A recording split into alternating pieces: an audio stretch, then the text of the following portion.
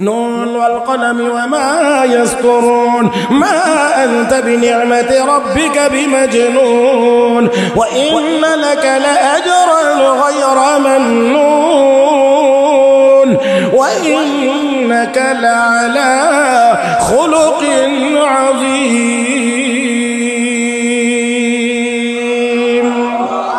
আল্লাহ নবীকে তারা পাগল বলছে। আমার আল্লাহ কে হাবিব না না, আপনি পাগল না, আপনি মহান চরিত্রের অধিকারী। যার চরিত্র মহান হয় সে পাগল হতে পারে না, আর পাগলের কোনো চরিত্র হইতে পারে না। কথাগণ পাগলের কোনো চরিত্র হয় না। আপনি মহান চরিত্রের অধিকারী, রাহমাতুল লিল আলামিন সব কিছু মেনে নিয়ে সহ্য করে করে এগিয়ে যাচ্ছেন। রাহমাতুল লিল আলামিনের মনে বড় একদিন চাইলো, মনে বড় আবেগ আপ্লুত হলেন মনে মনে। আল্লাহ নবী এই আবেগ নিয়ে, মনে বড় আশা নিয়ে আল্লাহর ঘরে ইবাদত করবার মনে চাইছে। এই জন্যে মক্কাতে ওই সময় কাবা ঘরের চাবি যার কাছে থাকতো, লোকটার নাম ছিল উসমান ইবনে তালহা। উসমান ইবনে তালহার কাছে আল্লাহ নবী গিয়ে বলেন, ও উসমান, কাবা ঘরের চাবিটা দাও, একটু ভিতরে গিয়ে ইবাদত করতে মনে চায়। আমি আপনাদেরকে জিজ্ঞেস করি, কাবা ঘরের সামনে গিয়ে নামাজ পড়তে কি আপনাদের মনে চায় কি চায় না? আপনাদের যদি মনে চায়, আপনারা যদি যাইতে পারেন, হাজী সাহেবরা যারা যান, যারা 1 মাস থাকেন, 20 দিন 25 দিন মক্কায় থাকেন, এই মক্কা ছেড়ে যাইবার মনে চায় না, শুধু কাবা ঘরের দিকে তাকায়া থাকবার মনে চায়। আল্লাহর ঘর দেখে যেন তৃপ্তি হয় না, উকি মারে দেখার জন্য, দেখা যায় না তারপরও চেষ্টা করে। আর যদি সামনে পড়ে তো তাকায়া থাকে, শুধু তাকিয়ে থাকে, চোখের পানি ছেড়ে ছেড়ে কান্দে। আসার সময় যখন ঘনিয়ে আসে তখন যেন হৃদয় ছিঁড়ে যায়, কাবা ছেড়ে যাইতে মনে চায় না। রাহমাতুল লিল আলামিনের মনেও বড় আবেগ, অনেক বেশি আবেগ নিয়ে বলেন, হে উসমান, চাবিটা দাও, আল্লাহর ঘরে গিয়ে একটু ইবাদত করতে মনে চায়।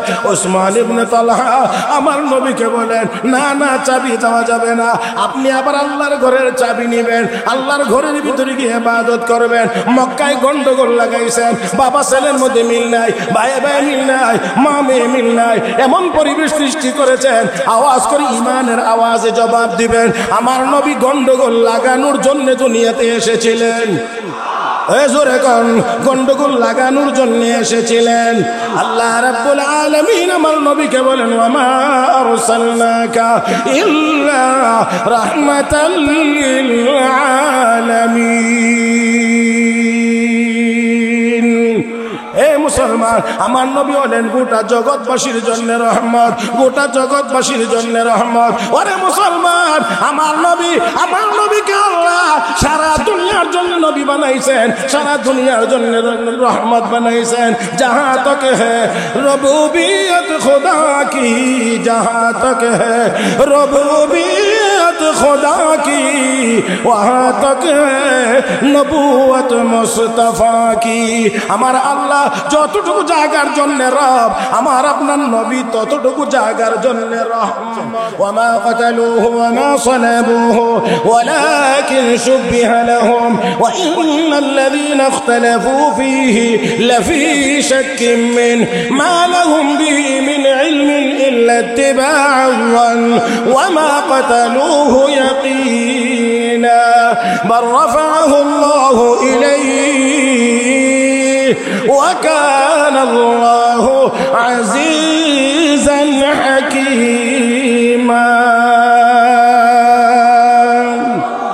আল্লাহ রাব্বুল আলামিন বলেন, তারা ঈসাকে হত্যাও করতে পারে নাই, শূলিতেও চড়াইতে পারে নাই, বরঞ্চ আমি আল্লাহ আমার পয়গম্বরকে আকাশে উঠায় নিয়েছি। আকাশে উঠায় মতো নেওয়ার মতো ক্ষমতাও আমার আছে, টেকনোলজিও আমি আল্লাহর আছে। আওয়াজ করে বলেন মুসলমান, আমার আল্লাহ চাইলে ঈসা নবীকে আসমানে নেওয়ার মতো ক্ষমতা রাখেন কি রাখেন না? হে মুসলমান, আমাদের এই কথা যদি বিশ্বাস থাকে, যত বেশি বিশ্বাস থাকবে, ক্ষমতা সব আল্লাহর, ক্ষমতা সব আল্লাহর, ক্ষমতা সব আল্লাহর, এই কথা যার যত বিশ্বাস থাকবে ওই লোকটা তত গুনাহ থেকে বিরত থাকতে পারবে, ওই লোকটা তত অহংকার থেকে বাঁচতে পারবে, ওই লোকটার দ্বারা খারাপ কাজ করা সম্ভব হবে না। যদি তার এই কথা বিশ্বাস থাকে, অবশ্যই আমার আল্লাহ সব ক্ষমতার মালিক। আমি এই হাত নাড়াইতে আছি কার ক্ষমতায়? জবান নাড়াইতে আছি কার ক্ষমতায়? মুসলমান, সব ক্ষমতার একমাত্র মালিক আল্লাহ। মদিনার ইহুদিরা, মদিনার মুনাফিকেরা তিরস্কার করত, মাটি কাটে খন্দক খনন করে, মুসলমানেরা পেটে ভাত নাই পাথর বেঁধে রেখেছে, তারা আবার রোম সাম্রাজ্য আর পারস্য সাম্রাজ্য স্বপ্নে দেখে। এটা কেমন কথা? ঠাট্টা করে, বিদ্রুপ করে, আর অট্ট হাসিতে যখন মেতে উঠেছে, আমার আল্লাহ জবাব দিয়ে বলেন, হে নবী আপনি বলুন, কুলিল্লাহুম্মা মালিকাল মুলক তুতিল মুলকা মান তাশা ওয়া তানজিউল মুলকা মিম্মান তাশা ওয়া তুইজ্জু মান তাশা ওয়া তুযিল্লু মান তাশা বিয়াদিকাল খায়র ইন্নাকা আলা কুল্লি শাইইন কাদির।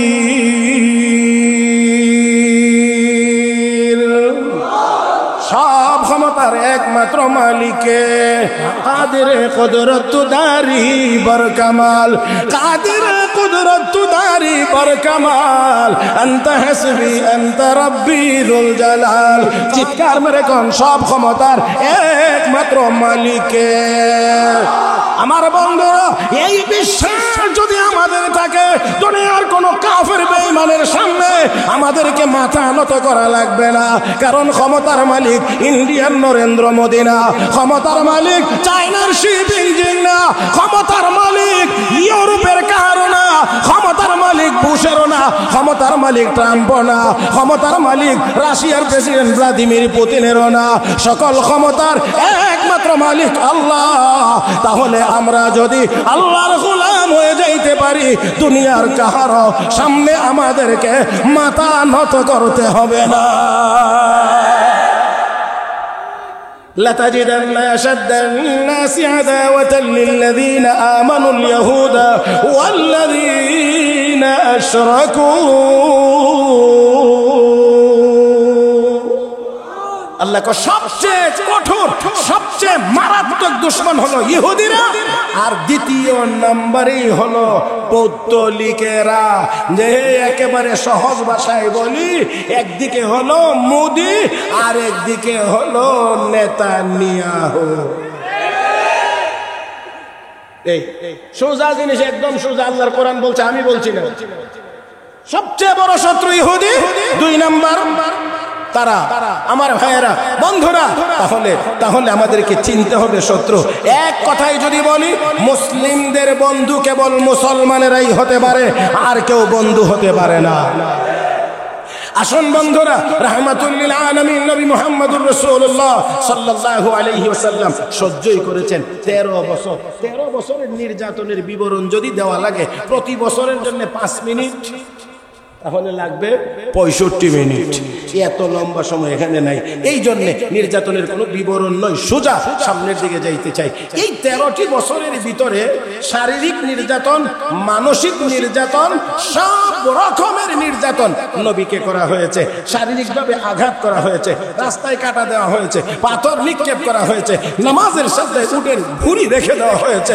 রাহমাতুল লিল আলামিন নামাজের সাজদায় উটের ভুঁড়ি চাপায় দেওয়া হয়েছে। হযরতে ফাতেমা এসে দৌড়িয়ে এই ভুঁড়ি কোন রকম টেনে আল্লাহর নবীর ঘাড় মোবারক থেকে নামাইছে। ও যুবক, তুমি না নবীর উম্মত, তোমার নবী তো সেজদা দিতে গিয়ে উটের ভুঁড়ির ভুজা সহ্য করতে হয়েছে, তোমার তো কোনো সহ্য করা লাগে না, তারপরও তুমি নামাজ পড়ো না, তুমি নবীর কেমন উম্মত? নবী তা সহ্য করেছেন। শারীরিক নির্যাতন, মানসিক নির্যাতন ছিল। রাস্তায় হাঁটলে লোকেরা বলতো পাগল। এত আসতে না ওজুবিল্লাহ। নবীকে পাগল বলে ইমানে একটু ধাক্কা লাগে না? হৃদয়ে একটু কষ্ট লাগে না? ওই আমার আপনার নবীকে পাগল বলা হয়। আমার নবীর চেহারা মুবারক পৃথিবীর সর্বশ্রেষ্ঠ সুন্দর চেহারা মুবারক। আমার নবীর কথা সবচেয়ে সুন্দর কথা। আমার নবীর আখলাক পৃথিবীর সর্বশ্রেষ্ঠ আখলাক। সেই লোকটাকে বলা হয় পাগল। কষ্ট লাগার কথা না? জোরে কন্যা কষ্ট লাগার কথা না? নবীর উম্মত হিসেবে আমাদেরকে একটু কষ্ট লাগে না? নবীকে আল্লাহ সান্ত্বনা দিয়ে রাখেন, আল্লাহ বুঝায় রাখেন। নুন ওয়াল কলামি ওয়া মা ইয়াসতুরুন মা আনতা বিনি'মাতি রাব্বিকা বিমাজনুন ওয়া ইন্না লাকা লাআজরান গায়রা মামনুন ওয়া ইন্নাকা লাআলা খুলুকিন আযীম। আল্লাহ নবীকে তারা পাগল বলছে, আমার আল্লাহ কে হাবিব না, না আপনি পাগল না, আপনি মহান চরিত্রের অধিকারী। যার চরিত্র মহান হয় সে পাগল হতে পারে না, আর পাগলের কোনো চরিত্র হইতে পারে না। কথা কন পাগলের কোনো চরিত্র হয় না। আপনি মহান চরিত্রের অধিকারী, রাহমাতুল লিল আলামিন, সব কিছু মেনে নিয়ে সহ্য করে করে এগিয়ে যাচ্ছেন।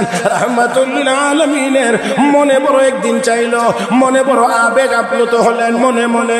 আল্লাহ নবী এই আবেগ নিয়ে, মনে বড় আশা নিয়ে আল্লাহর ঘরে ইবাদত করবার মনে চাইছে। এই জন্যে মক্কাতে ওই সময় কাবা ঘরের চাবি যার কাছে থাকতো, লোকটার নাম ছিল উসমান ইবনে তালহা। উসমান ইবনে তালহার কাছে আল্লাহ নবী গিয়ে বলেন, ও উসমান, কাবা ঘরের চাবিটা দাও, একটু ভিতরে গিয়ে ইবাদত করতে মনে চায়। আমি আপনাদেরকে জিজ্ঞেস করি, কাবা ঘরের সামনে গিয়ে নামাজ পড়তে কি আপনাদের মনে চায় কি চায় না? আপনাদের যদি মনে চায়, আপনারা যদি যাইতে পারেন, হাজী সাহেবরা যারা যান, যারা 1 মাস থাকেন, 20 দিন 25 দিন মক্কায় থাকেন, এই মক্কা ছেড়ে যাইবার মনে চায় না, শুধু কাবা ঘরের দিকে তাকায়া থাকবার মনে চায়। আল্লাহর ঘর দেখে যেন তৃপ্তি হয় না, উকি মারে দেখার জন্য, দেখা যায় না তারপরও চেষ্টা করে। আর যদি সামনে পড়ে তো তাকায় থাকে, শুধু তাকিয়ে থাকে, চোখের পানি ছেড়ে ছেড়ে কান্দে। আসার সময় যখন ঘনিয়ে আসে তখন যেন হৃদয় ছিঁড়ে যায়, কাবা ছেড়ে যাইতে মনে চায় না। রাহমাতুল লিল আলামিনের মনেও বড় আবেগ, অনেক বেশি আবেগ নিয়ে বলেন, হে উসমান, চাবিটা দাও, আল্লাহর ঘরে গিয়ে একটু ইবাদত করতে মনে চায়। উসমান ইবনে তালহা আমার নবীকে বলেন, না না, চাবি দেওয়া যাবে না, আপনি আবার আল্লাহর ঘরের চাবি নেবেন, আল্লাহর ঘরের ভিতরে গিয়ে ইবাদত করবেন। মক্কায় গন্ডগোল লাগাইছেন, বাবা ছেলের মধ্যে মিল নাই, ভাই ভাই মিল নাই, মা মেয়ে মিল নাই, এমন পরিবেশ সৃষ্টি করেছেন, আওয়াজ করে ইমানের আওয়াজে জবাব দিবেন। আমার নবী গন্ডগোল লাগানোর জন্য দুনিয়াতে এসেছিলেন। জোরে কোন, গন্ডগোল লাগানোর জন্য এসেছিলেন। আল্লাহ রাব্বুল আলামিন আমার নবীকে বলেন, ওয়া মা আরসালনাকা ইল্লা রাহমাতাল লিল আলামিন। এ মুসলমান, আমার নবী হলেন গোটা জগৎবাসীর জন্য রহমত, গোটা জগৎবাসীর জন্য রহমত। ওরে মুসলমান, আমার নবীকে আল্লাহ সারা দুনিয়ার জন্য নবী বানাইছেন, সারা দুনিয়ার জন্য রহমত বানাইছেন। জাহাঁ তক হ্যায় রবুবিয়ত খুদা কি, জাহাঁ তক হ্যায় রবুবিয়ত খুদা কি, ওয়াহাঁ তক হ্যায় নবুয়ত মুস্তাফা কি। আমার আল্লাহ যতটুকু জায়গার জন্য রব, আমার আপনার নবী ততটুকু জায়গার জন্য রহমত। আল্লাহ রাব্বুল আলামিন আমার নবী রাহমাতুল লিল আলামিন। ফাঁকে দিয়ে একটা কথা বলি, এত বলার পরেও, এত কিছুর পরেও আমাদের কিছু কিছু বন্ধুরা বলবে আমরা নবীর শানের কথা বলি না।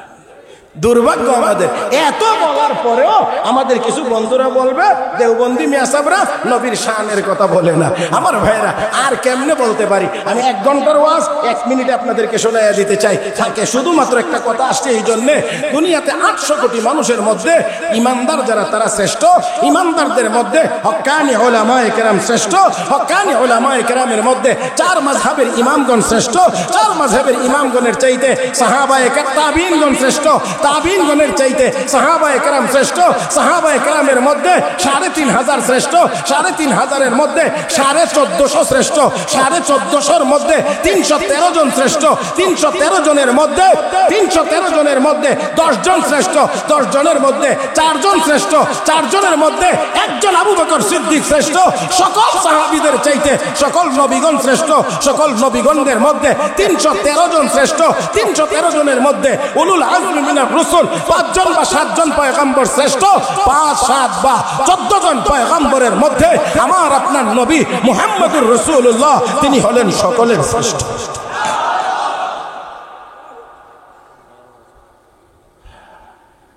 তারপরেও যদি শ্রেষ্ঠত্ব, নবীর শ্রেষ্ঠত্ব বলা না হয়ে থাকে, আর কেমনে বললে শ্রেষ্ঠত্ব হয় অন্তত আর আমাদের জানা। আল্লাহ আমাদের সবাইকে বোঝার তৌফিক দান করুন। আমি যদি এই কথাগুলো একটু সামান্য বিশ্লেষণ করে করে বলি, তাহলে এখানেই আমাকে অন্তত 1-1.5 ঘন্টা সময়ের দরকার হবে। সেই দিকে না গিয়ে আমি এই জন্য বলছি যে 1 ঘন্টার বয়ান 1 মিনিটে শোনায়া দেব।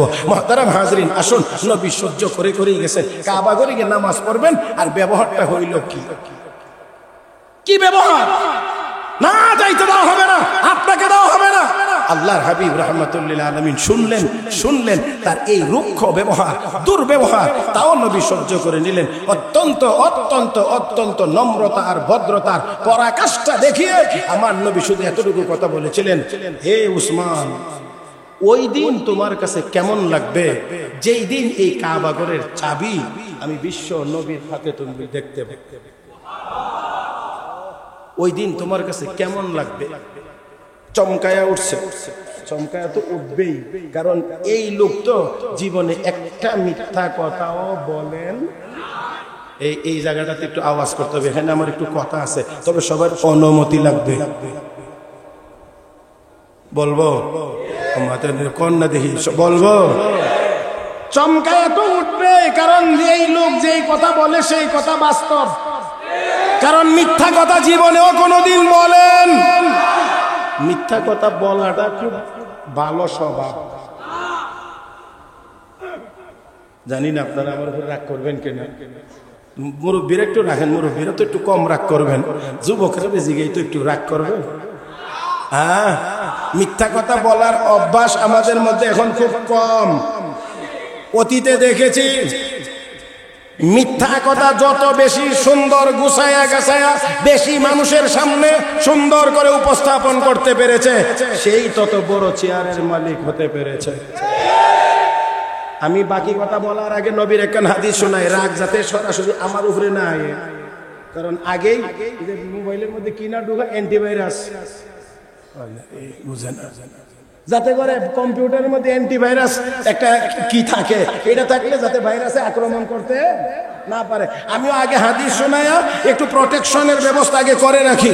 ক্বালা রাসূলুল্লাহ সাল্লাল্লাহু আলাইহি ওয়াসাল্লাম, আয়াতুল মুনাফিকি সালাস, ইযা হাদাসা কাযাবা ওয়া ইযা ওয়া'আদা আখলাফা ওয়া ইযা আতমিনা খানা, আও কামা ক্বালা আলাইহিস সালাতু ওয়াস সালাম। আমার নবী বলেন, উম্মত, মুনাফিকের আলামত কিসের আলামত? মুমিনের আলামত না মুনাফিকের আলামত? তিনটা। 1 নাম্বার, ইযা হাদাসা কাযাবা, কথা যখন বলে তখন মিথ্যা কথা বলে। কি কথা বলে? মিথ্যা কথা বলে। আমার ভাইরা, আমার বন্ধুরা, আমাদের অত্যন্ত জোরালো দাবি, আমরা আর কোন মিথ্যাবাদীকে বড় চেয়ারে দেখতে চাই না। আমার বন্ধুরা, যারাই চেয়ারে আসবেন সত্য কথা বলতে হবে। এই দাবির সাথে মনে হয় একমত না আপনারা? লাগে যারাই আসবেন কারো সাথে আমার বিরোধিতা নাই, যারাই চেয়ারে বসবেন অবশ্যই সত্য কথা বলতে হবে। আমরা আর মিথ্যাবাদীদেরকে চাই না। আমার বন্ধুরা, 2 নাম্বার, ওয়াইদা ওয়াদা আখলাফা, ওয়াদা করলে ওয়াদা খেলাফ করবে না। ওয়াদা খেলাফ করা মুনাফিকের স্বভাব, আমরাও চাই না। আর কোন ওয়াদা খেলাফি, নির্বাচনের আগে মঞ্চে দাঁড়ায় 30-40টা একবারেই ওয়াদা, এক শ্বাসে মাইরাতে 20-30টা। তারপরে গিয়া বললে, স্যার আপনি তো বলছিলেন, কয়টা নির্বাচনের আগে। এটি নির্বাচনের আগের, এটি নির্বাচনের পরের না। এমন হতে পারবে না, এমন হতে পারবে না। ওয়াদা খেলাফ করা মুনাফিকের লক্ষণ। আমরা এমন লক্ষণওয়ালা কাউকে চাই না। যত ওয়াদা করবেন বাস্তবায়নের চেষ্টা করবে। 3 নম্বর, ওয়াইদা তুমিনা খান, আমানত রাখলে আমানতের খেয়ানত করে। রাষ্ট্রীয় সম্পদ ছিল দেশের আমানত, জনগণের আমানত। এই আমানতের খেয়ানত করে কানাডার বেগম পাড়ায় বাড়ি তৈরি হয়েছে।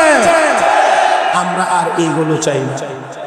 হ্যাঁ, যে অবশ্যই অবশ্যই অবশ্যই দুর্নীতি মুক্ত হতে হবে, দুর্নীতি মুক্ত হতে হবে। আল্লাহ আমাদের সমস্ত নেতৃবৃন্দকে সত্য কথা বলার তৌফিক দান করো, ওয়াদা রক্ষা করার তৌফিক দান করো, আমানতের সুরক্ষা রাখার তৌফিক দান করো। রাগ করেন নাই তো?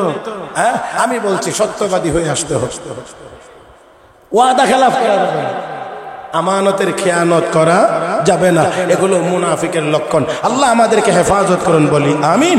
আমার নবীর কথা শুনে উসমান ইবনে তালহা চমকায় উঠলেন। চমকায় তো উঠারই কথা, কারণ নবী জীবনে কোনোদিন মিথ্যা কথা। চমকায় উঠে বললেন, কাবা ঘরের চাবি আপনার হাতে যাবে? খেয়াল করেন,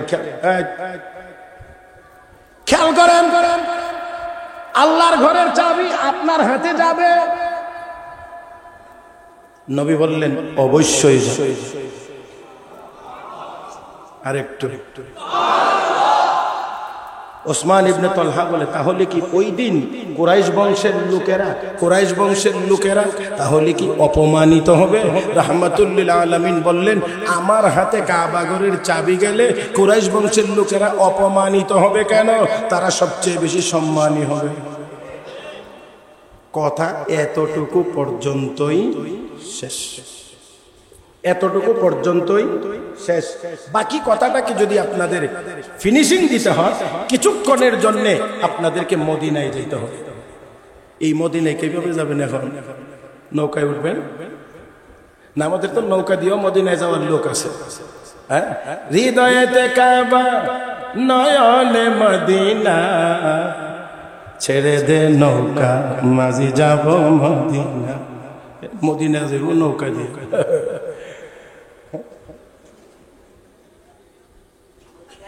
মদিনায় যাবেন এখন শুধু মনে মনে, বাস তার দিকে তাকায়েন না। মনের দিক থেকে মদিনা, মক্কা শরীফ থেকে মদিনার দূরত্ব 450 কিলোমিটার। আল্লাহর হাবিব রাহমাতুল লিল আলামিন মক্কার জীবন অতিক্রম করে নবী মদিনায় যেদিন, ওই বলছিলাম যেদিন যাবেন রাহমাতুল লিল আলামিনের বাড়ি ঘেরাও করা। আর এই দিন নবীকে হিজরতের নির্দেশ আল্লাহ দিয়েছেন, হাবিব আপনি আজকে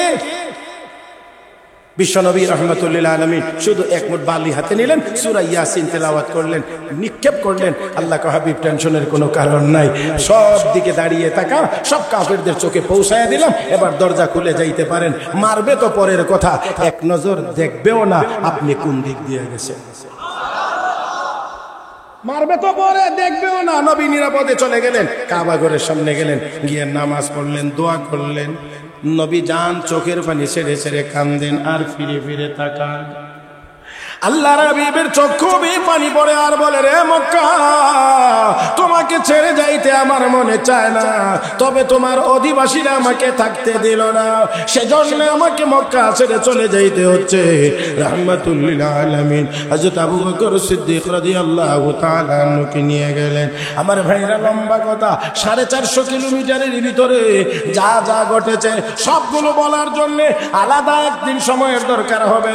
রাহমাতুল লিল আলামিন যেই দিন মদিনায় প্রবেশ করবেন, মদিনার সকল মানুষের মধ্যে আনন্দ, ছোট বড় মাঝারি যা আছে, পুরুষ মহিলা আবাল বৃদ্ধ বনিতা সর্বস্তরের মানুষের মধ্যে আনন্দ। নবীর আগমন, ছোট ছোট বাচ্চারা পর্যন্ত আমার নবীর শানে কবিতা পড়ে, তলাল বাদরু আলাইনা মিন সানিয়াতিল বিদাই ওয়াজাবা শুকরু আলাইনা মা দাআ লিল্লাহি দাই। আল্লাহু আকবার। হে মুসলমান, ছোট ছোট ছোট ছোট বাচ্চারা আমার নবীর শানে বলতে আছে, পূর্ণিমার চাঁদ আমাদের উপরে উদয় হয়েছে। আল্লাহর হাবিব রাহমাতুল লিল আলামিন মদিনার দিকে যান। ছোট ছোট বাচ্চাদের এই আনন্দ দেখে আমার নবী এক পর্যায়ে চোখের পানি ছেড়েছিলেন। নবীর চোখের সামনে মক্কার জীবনের নির্যাতনের চিত্রটা ভেসে উঠেছে। আল্লাহর হাবিবকে মক্কা যেমন করে পুরুষেরা প্রাপ্ত বয়স্করা মেরেছে, এমনি ভাবে যুবকেরা নবীকে পাথর মেরেছে। তাদের দেখা দেখি ওই ছোট ছোট বাচ্চাগুলো নবীকে পাথর মেরেছে। পুরুষেরা যেমন করে মেরেছে, মহিলারাও মেরেছে। আল্লাহর নবীর ওই দৃশ্যটা মনে হয়ে গেলে, চোখের সামনে ভেসে উঠলে নবীর চক্ষু মুবারক দিয়ে পানি বের হয়ে গেছে। রাহমাতুল লিল আলামিন ছোট ছোট বাচ্চাগুলোকে কুলে নিয়ে নিয়ে আদর করতেছেন আর চোখের পানি ছাড়ছেন। নবী তাদেরকে মাথায় হাত বুলান আর বলতে আছেন, রে মদিনার সন্তানেরা, হে মদিনার সন্তানেরা, তোরা ওকে একদিন আমার চলার পথে কাটা দিয়ে রাখবি। তোরাও কি একদিন আমাকে পাগল পাগল বলে গালি দিবি? তোরাও কি একদিন আমাকে এই মদিনা থেকে বের করে দিবে? মদিনার ওই ছোট্ট বাচ্চাগুলি ডাক দিয়ে বলেন, ইয়া রাসূলুল্লাহ, ইয়া হাবিবাল্লাহ, ও নবীজি, না না না, সম্মান করে মদিনা এনেছি নবী গো। আপনার সম্মান রক্ষা করার জন্য যদি প্রয়োজন হয় আমরা আমাদের জীবন দেব, কিন্তু আপনার সম্মান নষ্ট হতে দেওয়া হবে না। হে মুসলমান, আমি আপনাদেরকেও জিজ্ঞেস করি, এমন একটা আওয়াজ কি আমরাও দিতে পারি না? এই বাংলার জমিনে সবাই সবার ধর্ম, যার যার ধর্ম স্বাধীনভাবে পালন করবে, কারো কোনো আপত্তি নাই। কিন্তু এই বাংলার জমিনে বসে আমার নবীর ইজ্জতের বিরুদ্ধে কোনো কথা বলবে, আমরা মুসলমানেরা এক মুহূর্তের জন্যও তা মেনে নিতে পারবো না।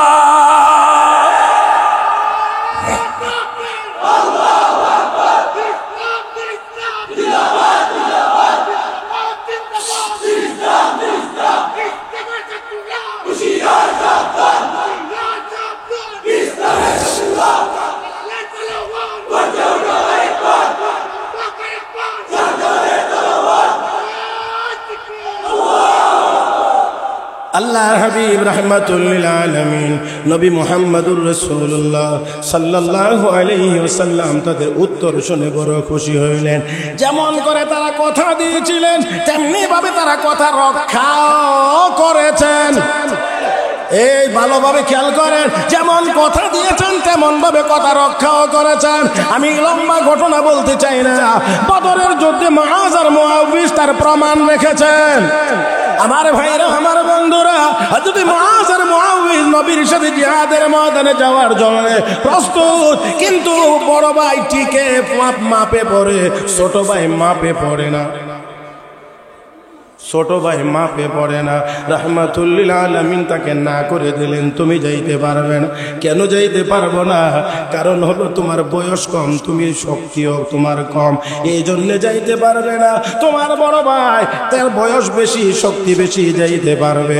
আল্লাহ নবীর ওই ছোট্ট সাহাবী মুআউযিজ নবীর চেহারা মুবারকের দিকে তাকাইয়া চোখের পানি ছেড়ে দিয়ে বলেন, ইয়া রাসূলুল্লাহ, ইয়া হাবিবাল্লাহ, নবী গো, যুক্তি যদি এটাই হয় বয়স বেশি এই জন্য শক্তি বেশি, ভাই যাইতে পারবে, আমি পারবো না। ওগো আল্লাহর নবী, অনুরোধ করছি, আমি বলছি আমার গায়ে শক্তি বেশি, প্রমাণ করার জন্য আমার ভাইয়ের সাথে একটা কুস্তি লাগাই দেন, কুস্তি লাগাইয়া দেন। রাহমাতুল লিল আলামিন বললেন, ঠিক আছে। সাধারণত বড় ভাই শক্তি বেশি, ছোট ভাইয়ের শক্তি কম। এই জন্য যখন দুনো ভাই সামনাসামনি হয়েছে, ছোট ভাই বড় ভাইকে ইশারা বলে দিয়েছে, ভাই, নবীর দুশমন আবু জাহেলকে খতম করার জন্য বের হয়েছি। আমি জানি তোমার সাথে পারবো না, তুমিও জানো, তবে অবশ্যই তুমি শক্তি দেখায়ও না। শক্তি না দেখায় একটু নিচে পড়ে যাইবা, আমিও যেন নবীর দুশমনকে হত্যার মিশনে মাঠে যাইতে পারি। হে মুসলমান তাকায়া দেখো, ও যুবকেরা তাকায়া দেখো, 14-15 বছরের তোমার পূর্বসূরি তোমার নবীর জন্য জীবন দেওয়ার জন্য কেমন করে প্রস্তুত। আমি বলি আজকেও যদি 200 কোটি মুসলমান আমরা যদি মুআজ মুআউযের মতো ঈমান নিয়ে এমন ভাবে জিহাদি প্রেরণা নিয়ে ময়দানে একবার নামে বলতে পারতাম আল্লাহু আকবার, আমার বিশ্বাস হয় ইসরায়েলের মস্তক এমনিতেই ভেঙে চুরমার হয়ে যাইত।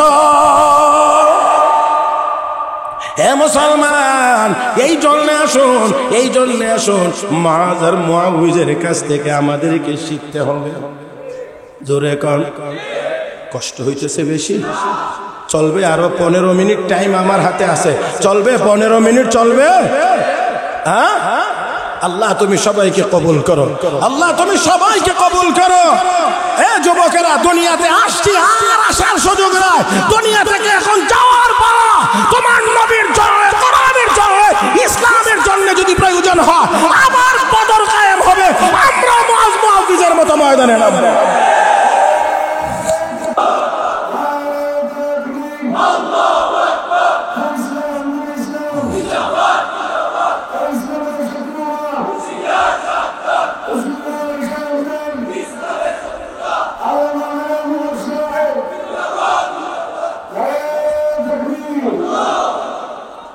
আল্লাহর হাবিব রাহমাতুল আলামিন মদিনায় গেলেন। মদিনায় যেই মাত্র নবী গেলেন, মদিনাতে যাওয়া মাত্র মহান আল্লাহ আমার আপনার নবীকে ছোট্ট একটি দেশের রাষ্ট্রপ্রধান আমার আপনার নবীকে বানায়া দিয়েছেন। জোরে কোন মারহাবা। আমার নবী রাষ্ট্রপ্রধান শুনতে খারাপ লাগে নাকি? না না, এটা একটু খারাপ লাগতে পারে কারো কারো কাছে। আলেম ওলামা, এমপি,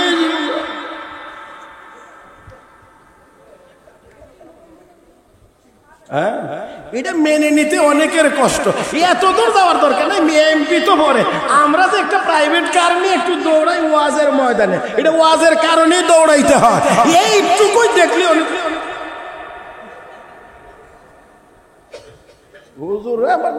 প্রাইভেট কার, এটা মানতে অনেকের অনেক কষ্ট।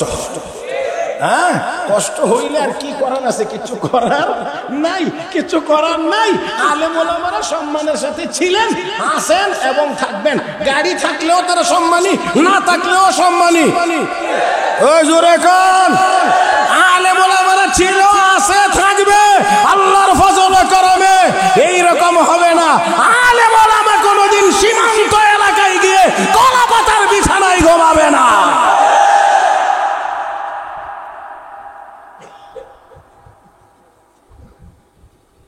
মুহতারাম হাজিরিন, বিশ্বনবী মদিনার রাষ্ট্রপ্রধান। আলহামদুলিল্লাহ। খারাপ লাগে? নবী রাষ্ট্রপ্রধান আল্লাহ বানায়া দিয়েছেন। এই রাষ্ট্রপ্রধান হওয়ার পরেও নিরাপদে থাকবার দিতে চায় না ওই আবু জাহিল্লার গোষ্ঠীটা। একটু লম্বা করে কইছিলাম যাতে আপনারা ঠিকঠাক একটু ভালো করে 450 কিলোমিটার দূরের নামটা কি? জোরে কর না। 450 কিলোমিটার দূরে থেকেও নবীকে শান্তিতে থাকতে দিতে চায় না। আমরাও কেউ কেউ কয়েকশো কিলোমিটার দূরে থেকেও শান্তিতে থাকতে দিতে চায় না। আমার ভাইরা, 1 বছরের মাথায় যুদ্ধ শুরু হয়ে গেছে। এইভাবে চলতে চলতে চলতে চলতে মদিনায় যখন গেছেন তখন আর আল্লাহ এই কথা বলেন নাই, হাবিব আপনি এবার একতরফা মারি খান, এরকম আর বলেন নাই। আল্লাহর নবীকে আল্লাহ বলেছেন, উযিনা লিল্লাযীনা ইউকাতালুনা বিআন্নাহুম যুলিমু ওয়া ইন্নাল্লাহা আলা নাসরিহিম লাকাদির। হাবিব এবার আপনি পাল্টা আক্রমণ করার অনুমতি আমি আল্লাহ দিলাম, আর আপনাকে সাহায্য করার মতো ক্ষমতা আমার। এইভাবে দিন যাইতে যাইতে 1 বছর, 2 বছর, 3 বছর, 5 বছর, 7 বছর পার হওয়ার পরে 8 নাম্বার বছর, কয় নাম্বার? 8 নাম্বার বছরে আল্লাহর নবী মক্কায় অভিযান চালাইবেন মর্মে 10,000 সৈনিক নিয়ে রওনা করেছেন। মক্কার একেবারে নিকটে চলে গেছেন, গিয়ে তাবু টানাইছেন রাহমাতুল লিল আলামিন। এবার সাহাবীদেরকে নির্দেশ দিলেন, সাহাবীরা প্রত্যেকেই যার যার চুলা আলাদা করে জ্বালাও, রান্নার জন্য আলাদা আলাদা চুলা হবে, টয়লেট তুলনামূলকভাবে কম হবে। কেন? টয়লেটের সামনে লম্বা লাইন থাকবে, আর চুলায় বেশি আগুন জ্বললে কাফের বেঈমানরা যখন দেখবে এত চুলাতে রান্না হয়, তখন তারা একজন আরেকজনের বলবে 10,000 চুলাতে যদি শুধু রান্না হয় তো খানেওয়ালা কত হাজার। এটা ছিল আমার নবীর সামরিক কৌশল। টয়লেটের সামনে যদি লাইন থাকে তাহলে তারা দেখে চিন্তা করবে টয়লেটের সামনে এত লম্বা লাইন, তো ব্যারাকের ভিতরে কি পরিমাণ। আল্লাহ নবী রাহমাতুল লিল আলামিন এই কথা বললেন। রাত্রের বেলা এখানে সাহাবীরা অবস্থান করবেন। নবীর অনুমতি নিয়ে নবীর প্রিয় চাচা হযরত আব্বাস রাদিয়াল্লাহু তাআলা আনহু, আমি একটু মক্কা ঘুরে দেখি কি অবস্থা। আচ্ছা ঠিক আছে। নবীর অনুমতি নিয়ে যাইতে যাইতে হযরত আব্বাস চলে গেছেন নবীর শ্বশুর বাড়িতে। তো নবীর যদি শ্বশুর বাড়ি হয় তো হযরত আব্বাসের কিসের বাড়ি হয়? কোন না, এটা তো মজার শব্দ, এটা তো কইতে পারেন বিয়ার বাড়ি, বিয়াই। হ্যাঁ, বিয়াইটা কত কইতে মজা লাগে না? নবীর শ্বশুরের নাম আবু সুফিয়ান ইবনে হারব। একেবারে আবু সুফিয়ানের কাছে চলে গেছেন। আবু সুফিয়ান মক্কার একজন বিচক্ষণ নেতা ছিল। নেতার মধ্যে কিছু কোয়ালিটি আছে, কিছু আছে বোম্বাস্টিক নেতা, দেখবেন অযথাই আলতু ফালতু কথা কয়ে এখানে গন্ডগোল লাগানি ছাড়া আর কিছু হয় না। আর কিছু নেতা আছে যারা কথাবার্তা বুঝে শুনে বলে, যেটা বলে এটা। তো আবু সুফিয়ান ছিল বিচক্ষণ নেতা। এই বিচক্ষণ নেতা হওয়ার কারণে আবু সুফিয়ান যখন ধরা পড়লো না, তখন চলে আসছে মক্কায়। আয়েশা আবু জাহেলের কাছে খবর পাঠাইছিল যে তোমরা যুদ্ধ না করে ফেরত আইবো, যেহেতু আমরা নিরাপদে চলে আসছি। আবু জাহেল কয় না, আয়া বলছি ছাড়বো না। বুঝছেন না, ওই মরণে টাইম না নেই। তো এই যুদ্ধে আবু জাহেল দুনিয়া থেকে বিদায় হয়েছে। যাক, তো আবু সুফিয়ান বিচক্ষণ নেতা। তো বেয়ার সামনে গিয়ে হাজির হযরত আব্বাস রাদিয়াল্লাহু তাআলা বলছেন, বেয়াই কিছু টের পাননি? কি হইতেছে সোলার মধ্যে? কিছু টের পান? হবে, টের তো পাইতেছি, কোনো একটা কিছু হতে যাচ্ছে। তাহলে আমনে কাজ করেন। বলে কি? যদি আমার সাথে যাইতে রাজি থাকেন তাহলে আমি গ্র্যান্টার জিম্মাদার হয়ে আপনাকে নবী পর্যন্ত পৌঁছায়া দেব। আর যদি আমার সাথে যাইতে রাজি না থাকেন, অন্য কোন সাহাবী অন্য কোন মুসলমানের সামনে পড়েন, আপনার পরিণতি কি হবে সেটা আমি জানি না। মানে ভদ্র ভাষায় একটা থ্রেড, ভদ্র ভাষা একটা থ্রেড, হুমকি। আবু সুফিয়ান বুঝে গেছে যে আমারে যদি অন্য কেউ পায় তাহলে আর আস্থা রাখবে না। এই জন্য কবি আই ঠিক আছে আপনার সাথেই যাব।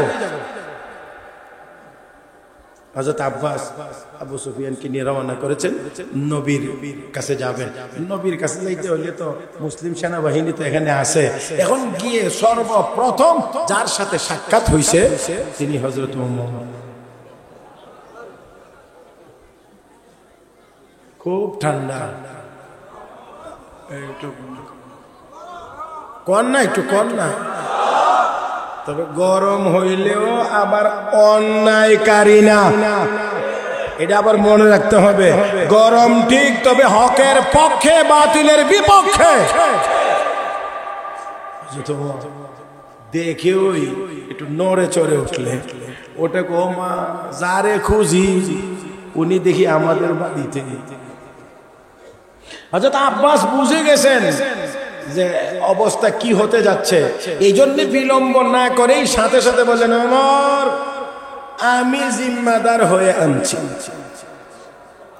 আরবের তারা এটাকে খুব মূল্যায়ন করতো। যদি কেউ বলতো যে আমি জিম্মাদার, আমি গ্র্যান্টার, যতক্ষণ তার জিম্মায় থাকবে ততক্ষণ পর্যন্ত তার উপরে কেউ হামলা করবে না। ওমর আমি জিম্মাদার। আর কিছু বললেন না, সোজা নবীর খেদমতে নিয়ে গেলেন। বিশ্ব নবী তার শ্বশুরকে দেখে এই কথা বলেন নাই, শ্বশুর আব্বা তালিকায় তো আপনার নামও আছে, নামটা যদি কাটাইতে চান দিলেন 50 লাখ। এই জাতীয় আর কিছু বলেন নাই। নবী সাথে সাথে যাওয়া মাত্রই নবী তাকে বললেন, আমি আপনাকে ঈমানের দাওয়াত দিচ্ছি, কালেমা পড়ে মুসলমান হয়ে যান। আমার ভাইয়েরা, পয়গম্বররা টাকা পয়সা দিয়ে সন্তুষ্ট হন না। পয়গম্বরদের কলবে দুনিয়ার ভালোবাসার মহব্বত নাই। ইন্না আখলাসনাহুম বিখালিসাতিন যিকরাদ্দার। আল্লাহ রাব্বুল আলামিন বলেন, পয়গম্বরদের কলব আমি আল্লাহ আখিরাতের চিন্তা দিয়ে পরিপূর্ণ করে দিয়েছি।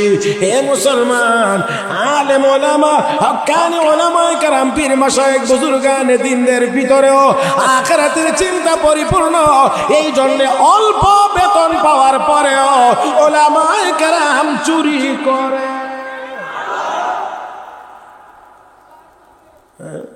বেগম পাড়া যত বাড়ি আছে এখানে কোন মৌলবীদের বাড়িও আছে নাকি? হ্যাঁ হ্যাঁ,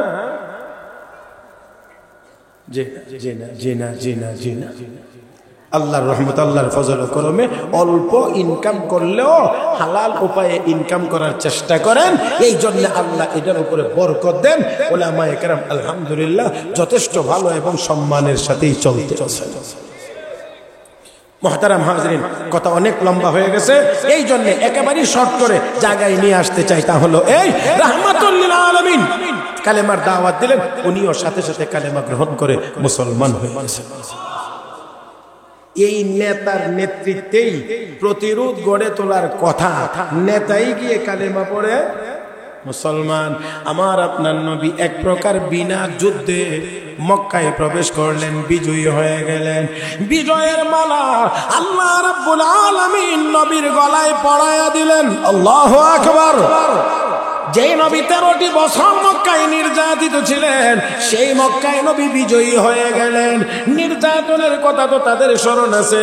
মক্কার সকল কাফের বেঈমানেরা, বিশেষ করে লিডার যারা, নেতা যারা, থরথর থরথর করে কাঁপতে আছে।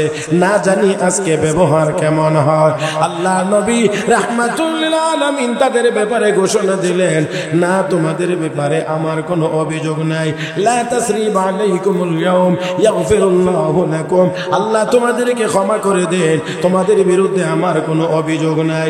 আল্লাহ নবী সাধারণ ক্ষমা ঘোষণা করলেন, তবে মাত্র 16 জন কাফিরের ব্যাপারে আমার নবীর ঘোষণা ছিল, তাদেরকে যেখানেই পাওয়া যায়, এমনকি কাবার গিলাফে ধরে আছে, এমত অবস্থায়ও যদি পাওয়া যায়, তারপরেও তাদেরকে হত্যা করা হবে।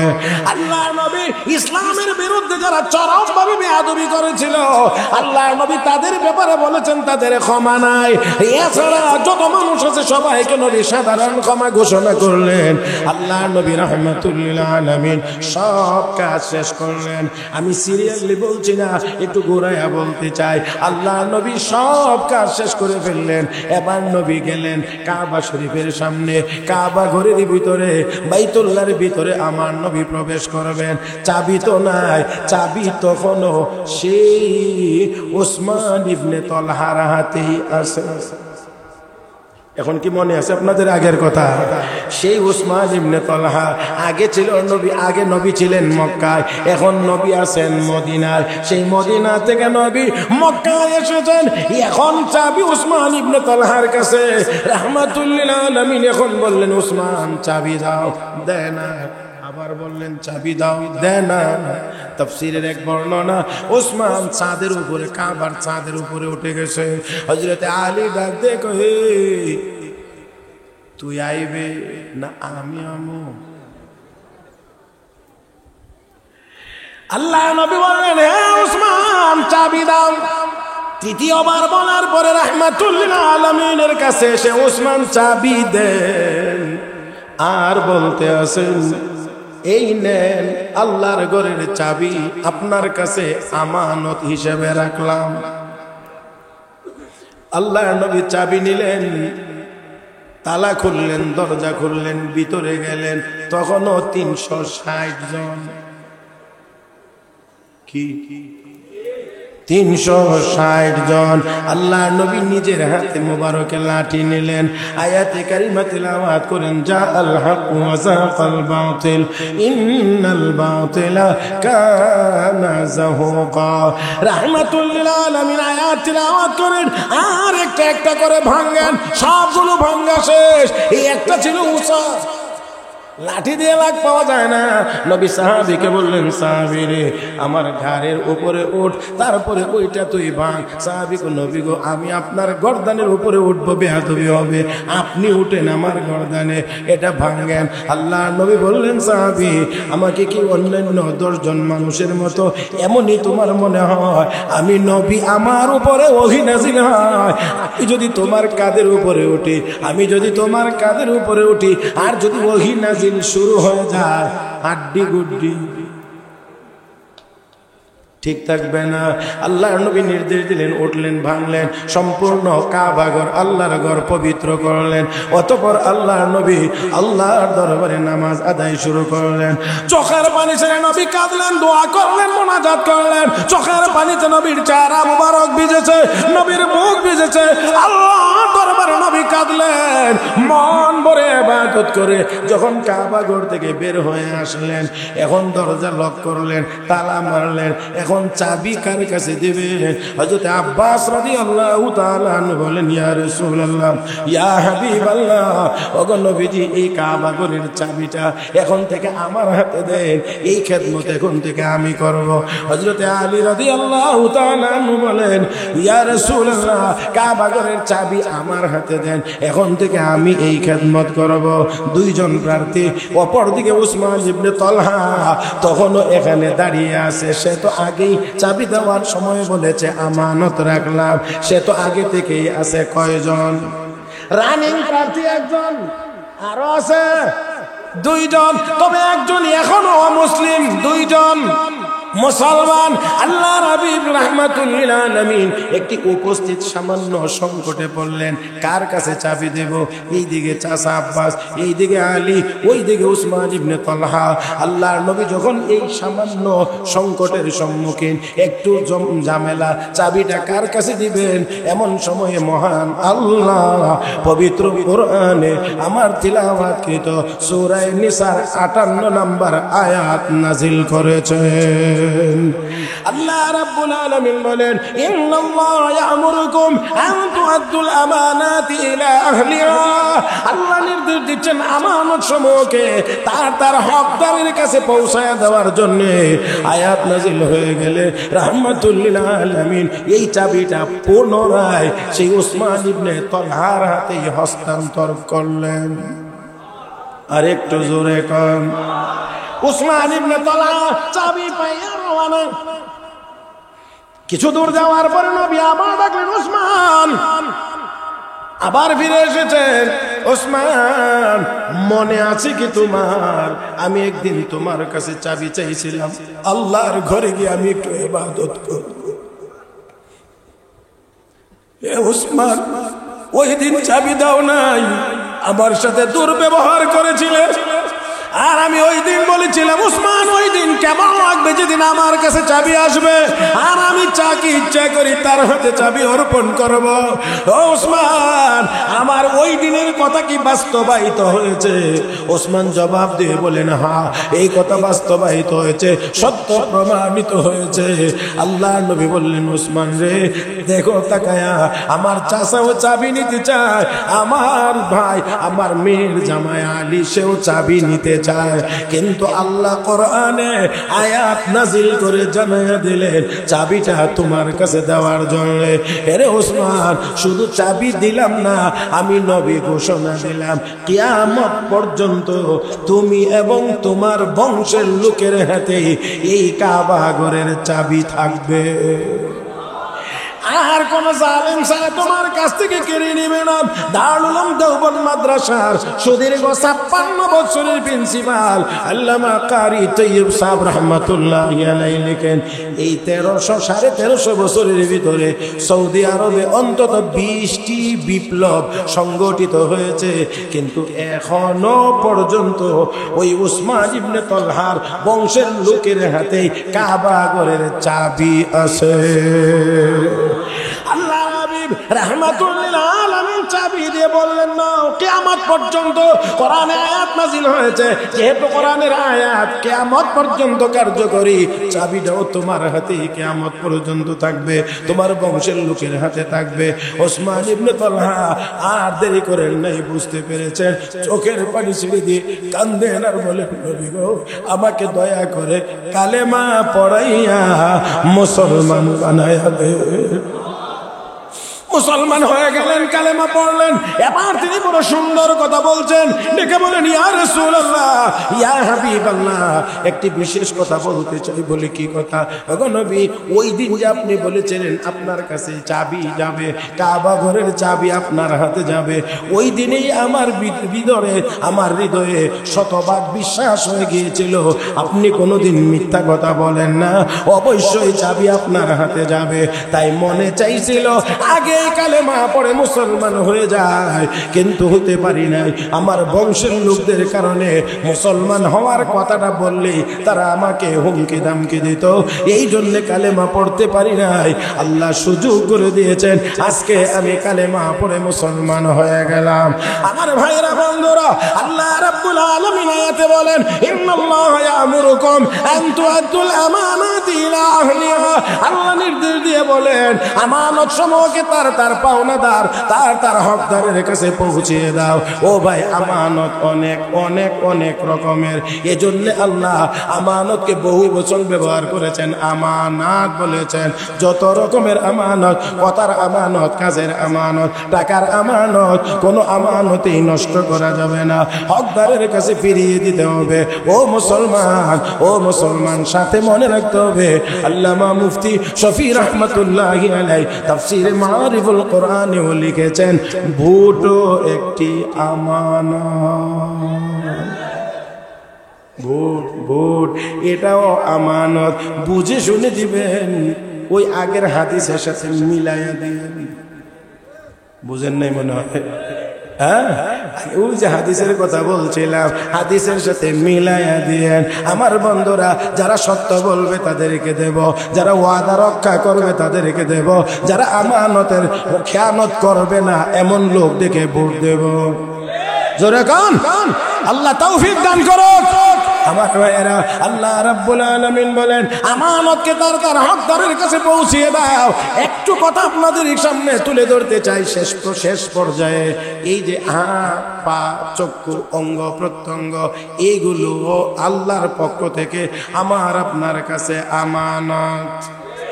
এই আমানত চন্দে রোজা নজদে মাস, দর হাকিকত মালিক হর শয় খোদা। সবগুলো আমার আপনার কাছে আমানত। মালিককে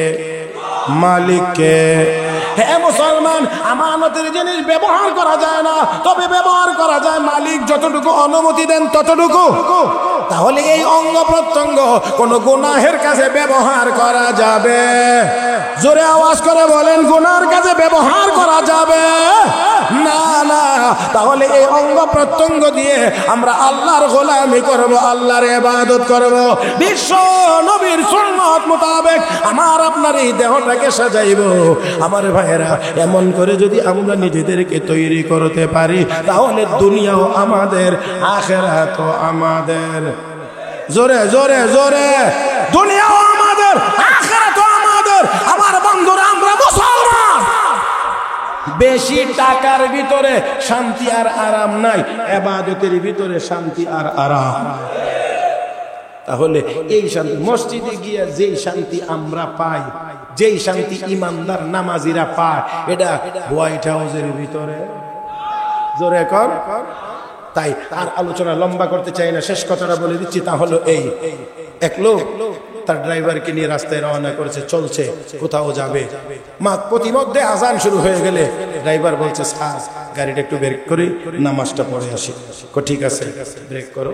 সাইডে ব্রেক করছে, পার্কিং করছে, নামাজে গেছে, অন্যরাও গেছে, সবাই নামাজ পড়ে চলে আসে, কিন্তু ড্রাইভার আসেন।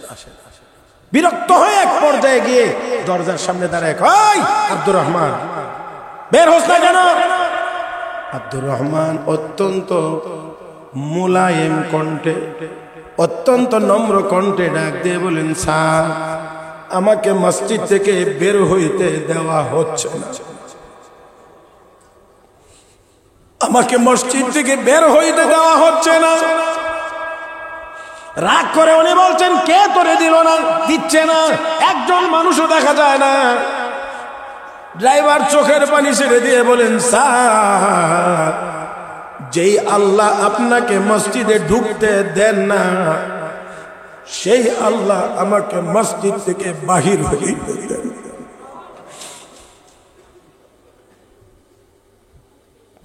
যে আল্লাহ আপনাকে ঢুকতে দেন না, সে আল্লাহ আমাকে বাহির হইতে দেন না। আওয়াজ করে বলেন, দুনিয়ার সব জায়গার চাইতে মসজিদে আরাম কম না বেশি? দেখি কথার কথা নাকি? হ্যাঁ, কথার কথা নাকি?